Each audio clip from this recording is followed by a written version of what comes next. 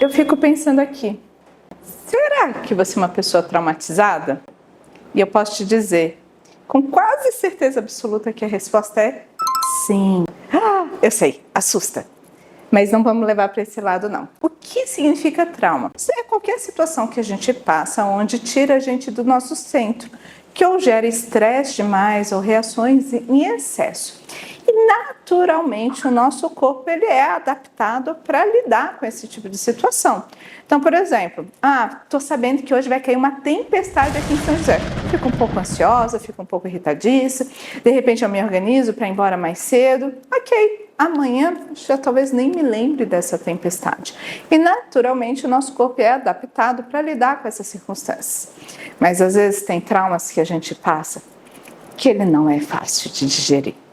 E esses traumas podem ser, às vezes, por situações de perda, violência sexual, luto e por aí vai. E esses traumas, se a gente não trabalha, ele fica igual um fantasma nos acompanhando ao longo da nossa trajetória e nos lembrando recorrentemente que tem algo ali que não está bem.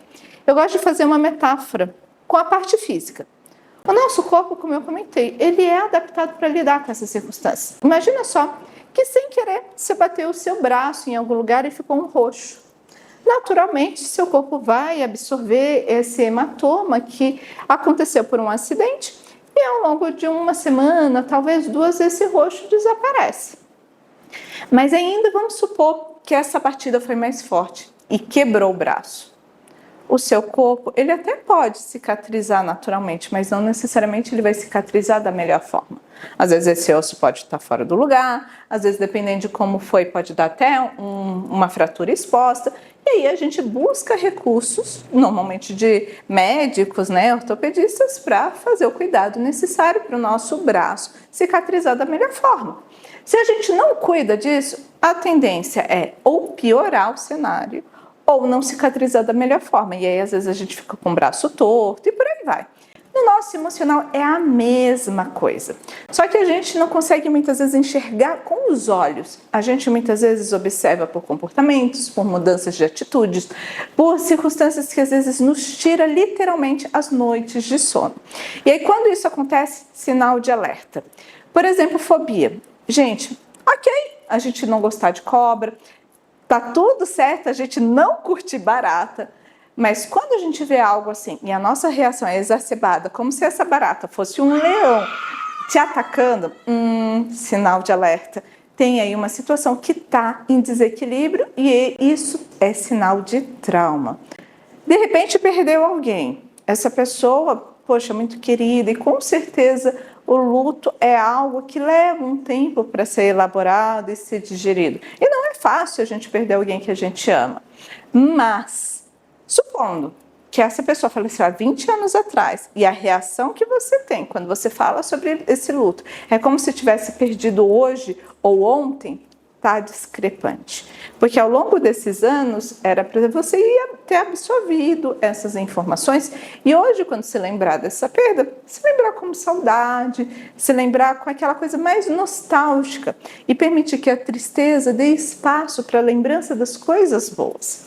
E aí eu quero falar sobre uma ferramenta excepcional que eu fiz a formação há 2 anos e vou começar a especialização esse ano e estou tendo resultados excelentes dentro da clínica, que se chama EMDR. Essa é uma ferramenta que nasceu lá nos Estados Unidos em 1987 e no ano de 2025 foi reconhecido como abordagem terapêutica pelo Conselho de Psicologia. Então, só para você ter ideia, tem muita pesquisa desde 1987 até agora e foi verificado efetivamente que ela funciona. E vai ser 10, 15 anos. Não, gente, às vezes 5 sessões. Às vezes em uma sessão, quando a gente vai trabalhar o trauma, isso já dessensibiliza e a gente não tem mais todas essas reações que a gente tem no corpo. Porque não é natural a gente acessar uma memória e ter uma reação física de quando a gente vivenciou essa situação. O natural é a gente lembrar essa lembrança como uma lembrança como outra qualquer. E se isso vem com essa intensidade, sinal amarelo, sinal vermelho, que precisa ser cuidado. E dentro esse estudo, né, tem muitos exemplos que os teóricos, pessoas que estudam, trazem. Por exemplo, tem muitos estudos que eles falam que se trabalha com pessoas com transtorno de estresse pós-traumático que, por exemplo, foram para a guerra. Ou, por exemplo, com pessoas que trabalham em locomotivas, que muitas vezes vivenciam, às vezes, um acidente ou uma pessoa realmente tirando a própria vida e que fica ali com aquele trauma indigesto porque ela não conseguiu atuar e evitar que aquilo se tornasse algo, realmente acontecesse o acidente. Então, tem muitos estudos e é verificado que é uma abordagem que tem excelentes resultados. E eu tenho experimentado na clínica e percebido. Primeiro eu fiz em mim, passei como paciente nessa jornada, vi, nossa, esse negócio é bacana. E aí fui buscar a formação.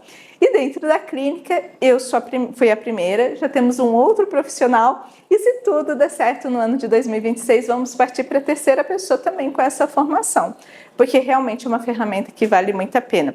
E eu tenho muitos exemplos que eu já vivenciei na clínica, de luto, por exemplo, de anos e anos carregando, e quando a gente trabalhou em uma sessão, apenas uma sessão, deu espaço para esse luto se tornar saudade, e a lembrança desse ente querido caber naquele lugar das coisas boas, da nostalgia, da gente honrar aquela pessoa como ela merece, e não com aquela tristeza ou com aquele peso da perda. Então tem muitos exemplos que valem a pena e que se eu for ficar falando vai ser horas e horas e horas e horas. Mas que é uma ferramenta que eu tenho observado resultados muito bons e que vale a pena. Ah, e detalhe, aí é a coisa que eu mais curto também. Só pode fazer a formação em EMDR psicólogos e psiquiatras. Outras formações não podem fazer a formação em EMDR. Por quê? Nós temos bagagem e formação acadêmica para efetivamente entender quando uma pessoa está dissociando, quando aquilo efetivamente é um surto psicótico, quando não é, a hora de parar, a hora de continuar, porque a gente tem toda uma bagagem que a gente estuda na faculdade. Então, pessoal, eu sei que eu estou fazendo bastante propaganda, mas vale a pena. E você não precisa carregar esse trauma por muito mais tempo.